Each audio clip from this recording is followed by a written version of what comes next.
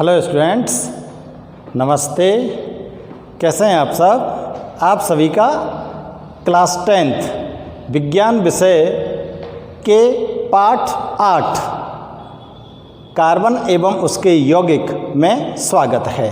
बच्चों, आज के इस वीडियो में हम आपको यहाँ पर समझाने जा रहे हैं कि सीएनजी गैस क्या होती है और ये एलपीजी गैस से किस प्रकार बेहतर मानी जाती है।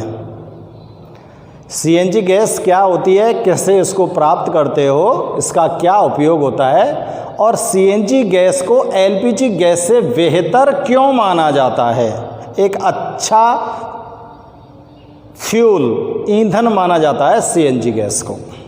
ठीक है, तो सीएनजी गैस को बच्चों आप जानते हो क्या होती है? इसका पूरा नाम क्या होता है? कंप्रेस्ड नेचुरल गैस, हिंदी में बोलेंगे संपीड़ित प्राकृतिक गैस। ठीक है, इसको आप कहाँ से प्राप्त करते हो? संपीड़ित प्राकृतिक गैस को प्राप्त करते हैं बच्चों हम जब पेट्रोलियम पदार्थों को आप खनन क्रिया द्वारा ज़मीन को खोद कर निकालते हो ना, कुआं खोदते हैं और कुआं खोद कर जब पेट्रोलियम पदार्थों को वहाँ से बाहर निकाला जाता है पाइप के जरिए, तो बच्चों पेट्रोलियम पदार्थों के ऊपर एक परत के रूप में ये सीएनजी गैस जमा होती है और उन पेट्रोलियम पदार्थों से पहले सीएनजी गैस बाहर निकलती है। और इस सीएनजी गैस को आप डायरेक्ट प्राप्त करके यूज कर सकते हो।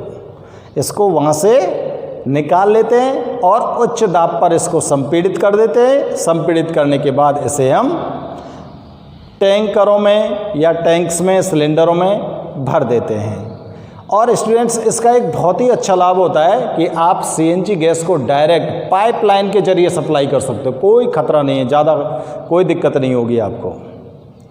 मतलब आप पाइपलाइन के द्वारा इसे एक स्थान से किसी भी लंबी दूरी तक ले जा सकते हो। ये सबसे बड़ा लाभ है सीएनजी गैस का। तो आज इस सीएनजी गैस के बारे में यहाँ पर हम डिस्कशन करते हैं। तो देखो, स्टार्ट करते हैं। सीएनजी गैस एलपीजी से क्यों बेहतर मानी जाती है? तो सीएनजी और एलपीजी के बारे में आज आप यहाँ पर जानकारी प्राप्त कर रहे हैं। ठीक है बच्चों, सीएनजी इसका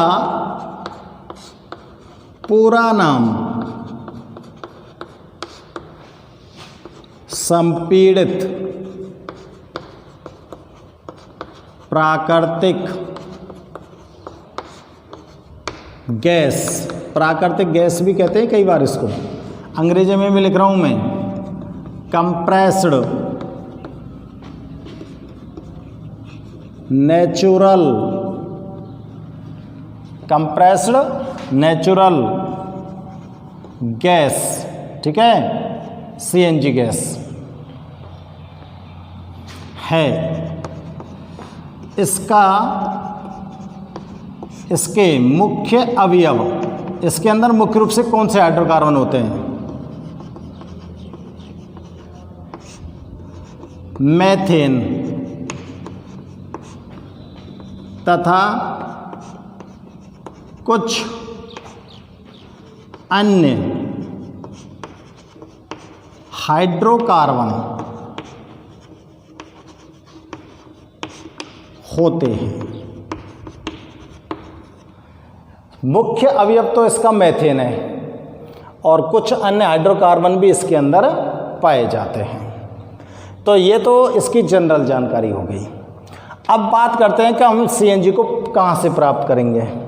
ठीक है, तो देखो, पृथ्वी की गहराई में पेट्रोलियम के ऊपर, पैराग्राफ चेंज करके लिख रहा हूं मैं, पृथ्वी की गहराई में पेट्रोलियम के ऊपर,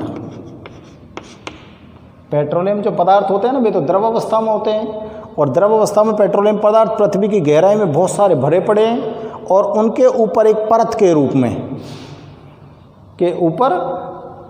रूप में पाई जाने वाली, परत के रूप में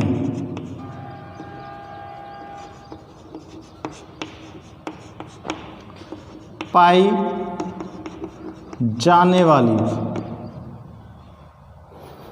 पाई जाने वाली गैसों को प्राकृतिक गैस कहते हैं। इनको क्या बोलेंगे? प्राकृतिक गैस। ठीक है ना? तो सीएनजी प्राकृतिक गैस ही तो है। जब पेट्रोलियम का खनन किया जाता है, जब पेट्रोलियम पदार्थों का खनन किया जाता है,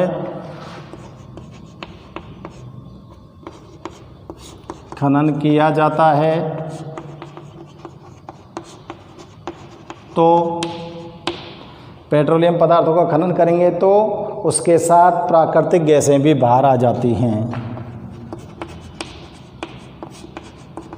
उसके साथ प्राकृतिक गैसें भी बाहर आ जाती हैं। ठीक है ना? और जब ये बाहर आ जाती हैं तो बच्चों क्या करते हैं? इन गैसों को जब उच्च दाब पर संपीड़ित किया जाता है, इन गैसों को जब उच्च दाब पर संपीड़ित किया जाता है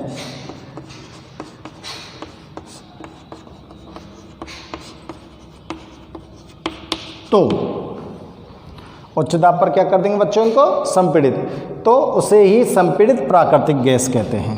तो उसे ही संपीड़ित प्राकृतिक गैस यानी कि सीएनजी कहते हैं। ठीक है? मिल गई सीएनजी। कैसे मिली, कहाँ से मिली, क्या होता है इसके अंदर मुख्य रूप से, और दूसरी बात इसका पूरा नाम क्या है। तो ये सारी चीज़ें हमारे ध्यान में आनी चाहिए कि सीएनजी गैस को कहाँ से प्राप्त करते हैं, कैसे करते हैं, इसका पूरा नाम क्या है, इसका प्रमुख अवयवी कौन सा है, मेथेन गैस।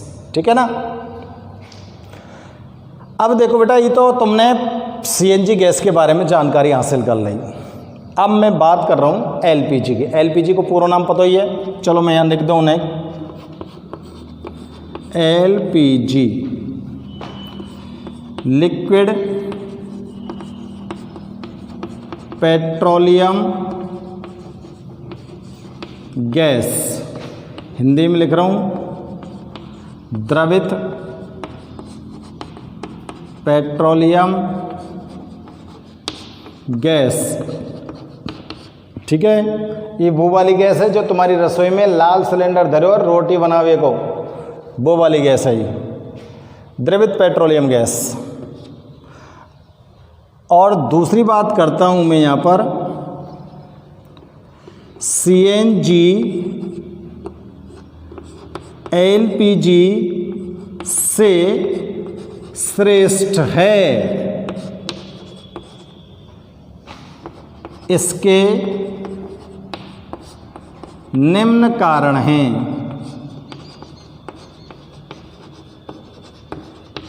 क्लियर? अब मैं इसके कारणों को लिख दूंगा यहाँ पर, प्रश्न आपके पास बन गया। सीएनजी को एलपीजी से श्रेष्ठ क्यों माना जाता है, या पर्यावरण की दृष्टि से सीएनजी अधिक श्रेष्ठ क्यों है, या फिर ईंधन के रूप में प्रयुक्त करने के लिए सीएनजी को एलपीजी से बेहतर क्यों माना जाता है। कैसो प्रश्न आ जाए, सभी प्रश्नों का जवाब मैं लिख रहा हूँ बेटा, पॉइंट बना के। आप लोग ध्यान से चेक करेंगे इनको। ठीक है ना? देखो, एलपीजी के बारे में चलो पीछे लिख दूंगा मैंने एक आध। ठीक है ना? कि यहीं लिखूं, पहले कारण लिख देता हूं। पहले कारण लिख रहा हूं बेटा मैं, फिर एलपीजी गैस के बारे में और बता दूंगा तुम्हारे का जी कि एलपीजी गैस तुम कहाँ से प्राप्त करें। ठीक है ना। पहले कारण लिख रहा हूँ मैं, पहला कारण दे रहे हैं बेटा यहाँ, सीएनजी गैस को एलपीजी की तुलना में अधिक सुरक्षित माना जाता है, ठीक है ना। सीएनजी एलपीजी की तुलना में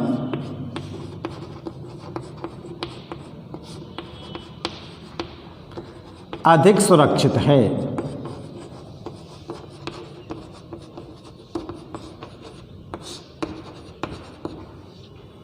ज़्यादा सुरक्षित क्यों है? तो देखो मैं बता दूं त्यार गाछ, सीएनजी और एलपीजी दोनों गैसों को अगर रिसाव होए तो ये सिलेंडर में ते अगर रिसवे लग पड़े, लीक है जाएं तो ये फैलेंगी बाहर वातावरण में।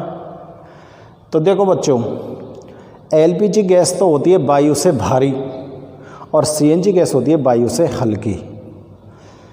सीएनजी गैस वायु से हल्की होने के कारण जब रिसाव होता है इसका तो ऊपर उठ जाती है, वातावरण में ऊपर चली जाएगी। अब हवा वायु तो हल्की है तो आराम से ऊपर उठ जाएगी।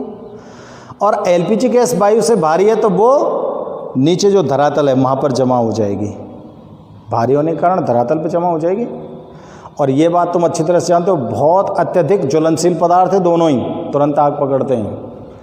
तो जैसे ही अगर कोई आग जैसी दुर्घटना होती है रिसाव के समय, तो एलपीजी गैस का अगर रिसाव हुआ है और वहाँ पर आग जैसी दुर्घटना हुई है तो बहुत बड़ा नुकसान हो सकता है, क्योंकि आपकी जितनी भी वस्तुएं रखी होती हैं वो सब धरातल के ऊपर ही तो रखी हैं भाई, पृथ्वी के धरती के ऊपर ही तो रखी हैं। तो और पृथ्वी के धरातल से बिल्कुल जस्ट 2 आंगुर ऊपर है इसकी परत जम जाती है, वहीं पर फैल जाती है ये।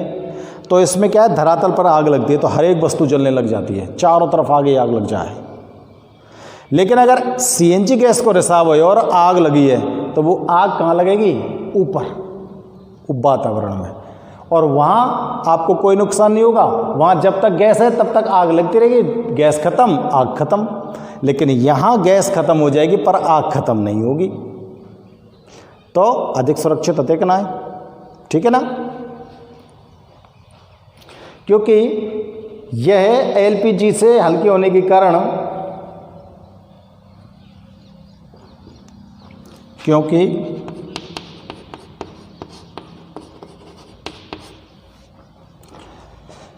सीएनजी वायु से हल्की तथा एलपीजी वायु से भारी होती है।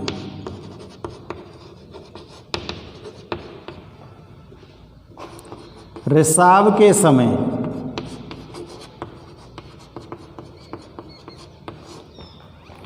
एलपीजी धरातल पर एकत्रित हो जाती है, धरातल पर एकत्रित हो जाती है। क्यों? भारी होने के कारण। एलपीजी रिसाव के समय, चलो मैं यूँ ही लिख दूँ मैं, भारी होने के कारण। एलपीजी रिसाव के समय एलपीजी भारी होने के कारण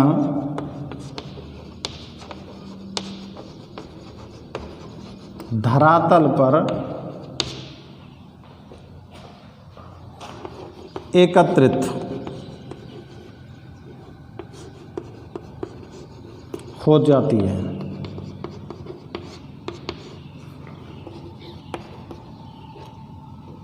जबकि सीएनजी हल्की होने के कारण वायु में ऊपर उठ जाती है।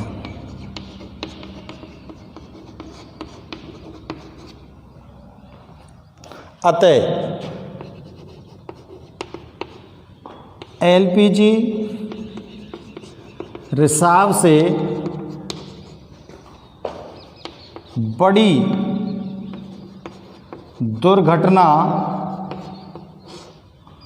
का खतरा रहता है,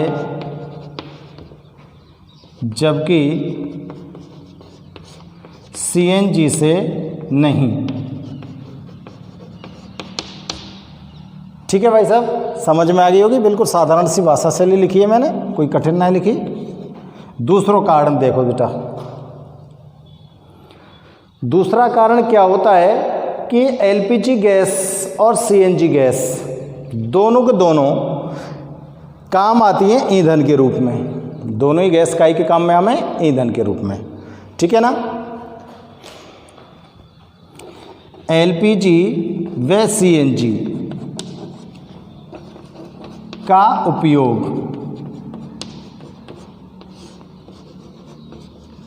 ईंधन के रूप में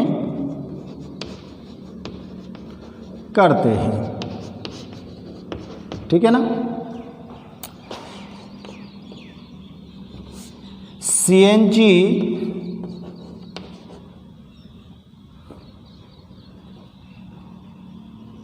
के दहन से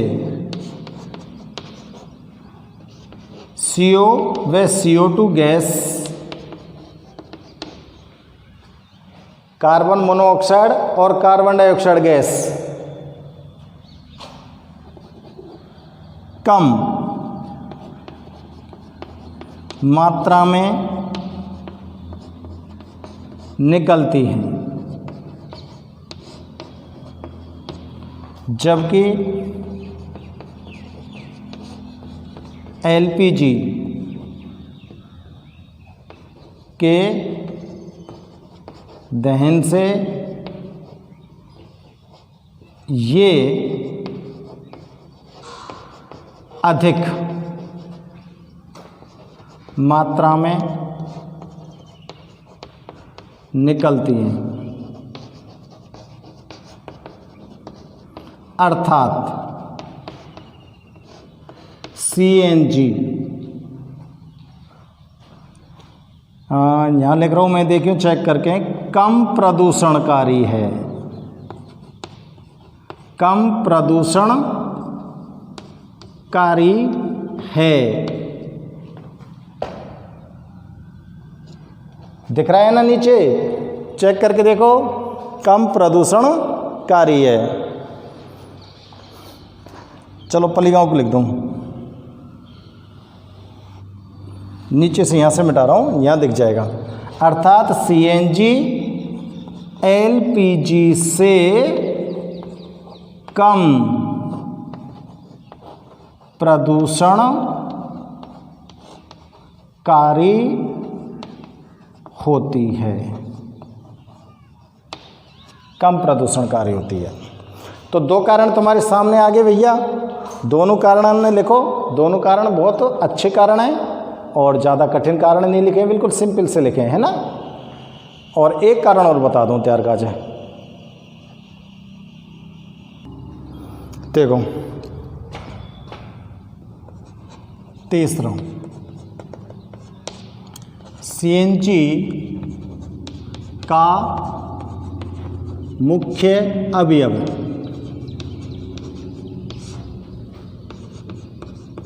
मीथेन है।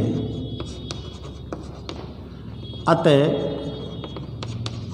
इसमें कार्बन की प्रतिशत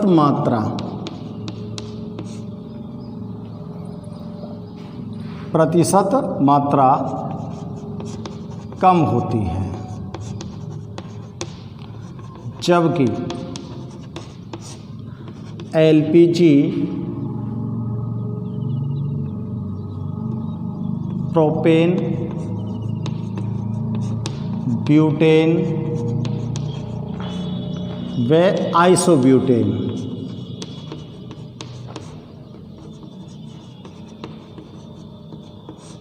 का मिश्रण होती है। अतः इसमें कार्बन की प्रतिशत मात्रा अधिक होती है। जहाँ में कार्बन ज़्यादा होगा वो ज़्यादा नुकसानदायक होगी, और जहाँ में कार्बन कम होगा वो कम नुकसानदायक होगी। तो ये सीएनजी और एलपीजी की मैंने तुलना कर दी बेटा। अगर सीएनजी और एलपीजी दोनों में अंतर भी अगर पूछ लिया जाए तो आप इन तीनों में से अंतर भी निकाल सकते हो। तुलना का मतलब अंतर ही होता है कि कौन से की बजाय अच्छी है, ठीक है ना। तो आप अंतर भी बता सकते हो और तुलना भी कर सकते हो। देखो सीएनजी गैस का उपयोग किस किस में कर सकते हैं हम। सीएनजी गैस का उपयोग अगर हम चेक करें तो कई में कर सकें हम। यहाँ पे लिख देता हूँ मैं सीएनजी के उपयोग।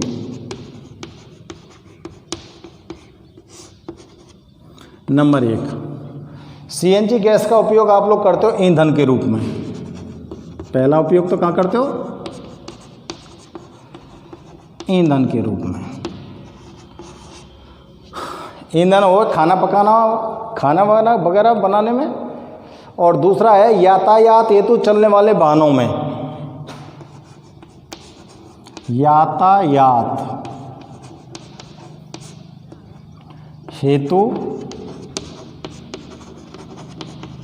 चलने वाले वाहनों में डीजल व पेट्रोल। डीजल और जो पेट्रोल है ना, बाकी जगह पे का लगा मैं सीएनजी के स्थान पर।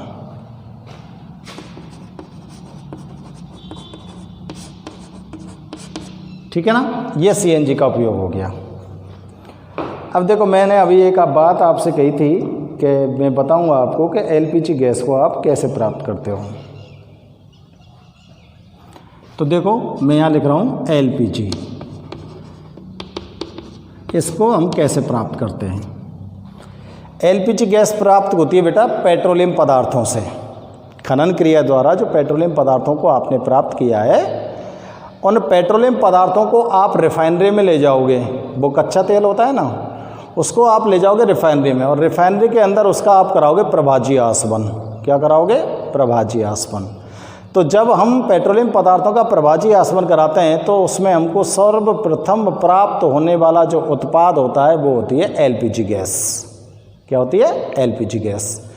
और इस एलपीजी गैस को फिर उच्च दाब और कम ताप पर संपीड़ित किया जाता है, और संपीड़ित करने के बाद इसे सिलेंडरों में भर दिया जाता है। ठीक है। और जो एलपीजी गैस होती है ना बच्चों, इसके अंदर कोई बदबू नहीं होती। बदबू नहीं होती एलपीजी में। अब आप सोचेंगे कि सर जब गैस रिसती है, लीक होती है तो बहुत बुरी बदबू आती है, और मैं कह रहा हूँ एलपीजी में बदबू नहीं होती। तो बच्चों एलपीजी गैस के रिसाव का हमको पता ही नहीं चलेगा। क्यों? क्योंकि इसके अंदर कोई स्मेल नहीं आती है।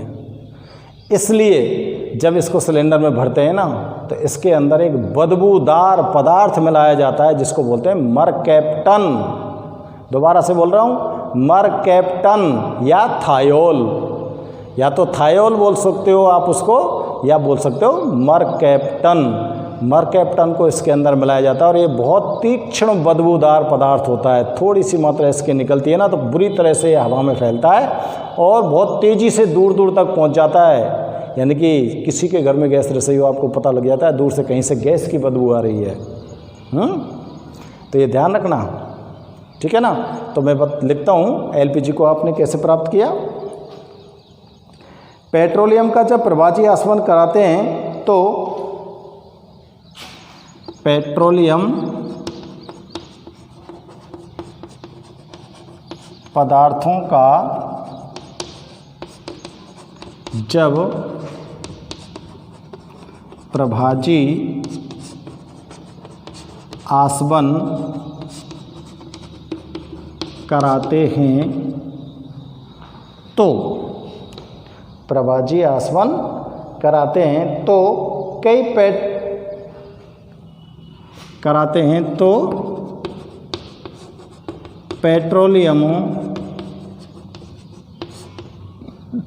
पेट्रोलियम के कई अवयवों के साथ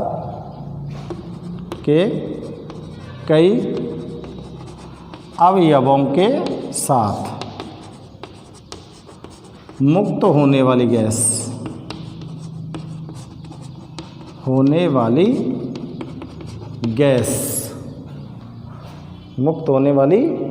गैस को पेट्रोलियम गैस कहते हैं। गैस को पेट्रोलियम गैस कहते हैं। तो ये तो बन गई पेट्रोलियम गैस। अब यह उच्च दाब पे द्रवित कर देंगे, ठीक है ना। इन गैसों को उच्च दाब पर संपीड़ित कर, इन गैसों को